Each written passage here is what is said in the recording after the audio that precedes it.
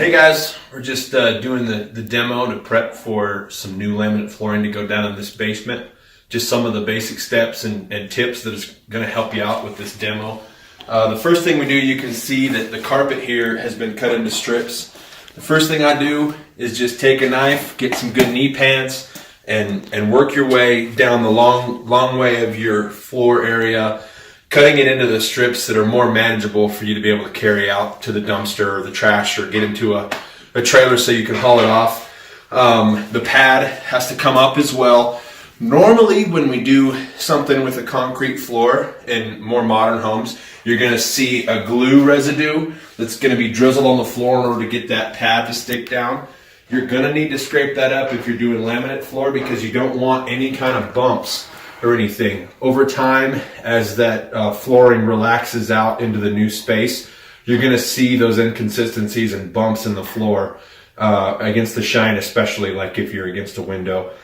After that, I always like to leave a small section of pad or carpet out of my rolls so that as I'm picking up this tack strip, which if you guys are familiar with carpet, it gets stretched out and applied to these nails so the backing holds against these nails as it's stretched. This stuff can be nasty things to work with and you can get stabbed pretty easily. So I like to put it all into a carpet pad and just roll it up so that it doesn't stab me as I'm getting it out of the house. Beyond that, some things to note about transitions onto other flooring areas. We're going to do carpet is going to stay in the bedrooms right now. So what you're going to want to do is leave yourself enough extra carpet that when you come back here to make your transition, be halfway underneath that door into the bedroom, you still have enough to work with so you can cut it exactly how you want, tuck it in there on a new piece of tack strip, and then add your transition from the wood floor onto the carpet. So guys, final steps on prep.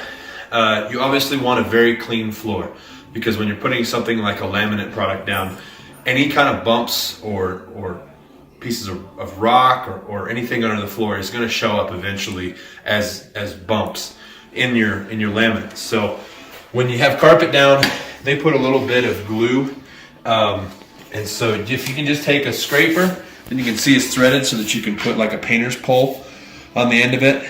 It really doesn't have to be super heavy duty. You just have to have a good edge on it, and you can just get the top residue of the glue. A lot of times this will have some of that carpet pad, that carpet underlayment stuck to it, and you need to get all those chunks too.